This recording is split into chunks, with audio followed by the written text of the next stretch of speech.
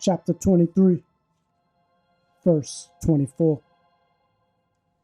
It was 90 degrees in the dormitory, but I had to reluctantly sleep with the sheets over my face because of the constant crawling of strange bugs and the buzzing of flies. By 2 a.m., I woke to the sounds of loud coughs from my neighbor and the sounds of dripping water. It was raining outside, and the water was dripping from the dormitory ceiling and landing in strategically placed buckets. I put my boots on and walked to the front of the dormitory to use the bathroom. Everybody was mostly sleeping except for a few people reading with small reading lights and a few people conversing in a low tone as to not disturb their neighbors. A loud zap made me stop to look up at the fluorescent light on the ceiling. It was the only guiding light to the long, narrow walkway to the lavatories.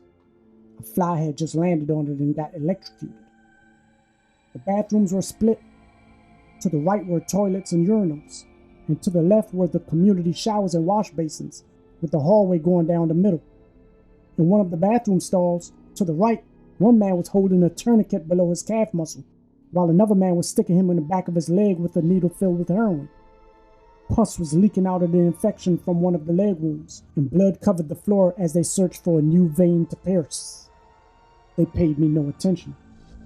I took a leak, then walked across to the other side to wash my hands. The showers were directly behind the wash basins, and someone was taking a shower. While washing my hands, I heard strange noises. I looked in the mirror above the basin and saw one head above the shower curtains, but it was 4 feet at the bottom. I was naive, and I thought maybe it was a short guy and a tall guy in the shower, but the noises were obviously sexual. All 4 feet were close together and facing in the same direction. I left the bathroom immediately and went back to my bunk. My neighbor was still coughing erratically, but he paused just long enough to say, "Hey, youngin', try not to go to the bathroom until the sun comes up." He was suffering from the early stages of full-blown AIDS. This was my first night at Occoquan, the first night of the rest of my life.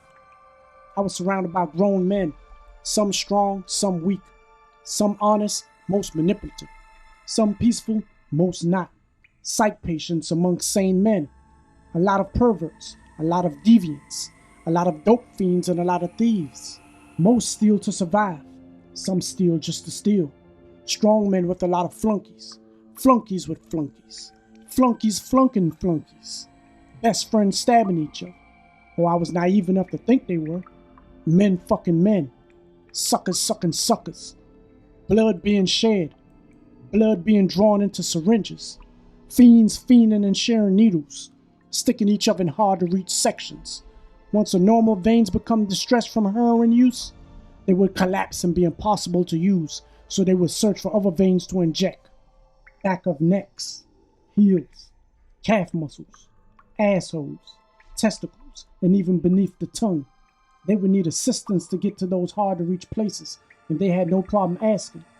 "Hey, young, you see the vein? Can you hit it for me? I can't reach it." Back of the shoulder blade, even into the spine.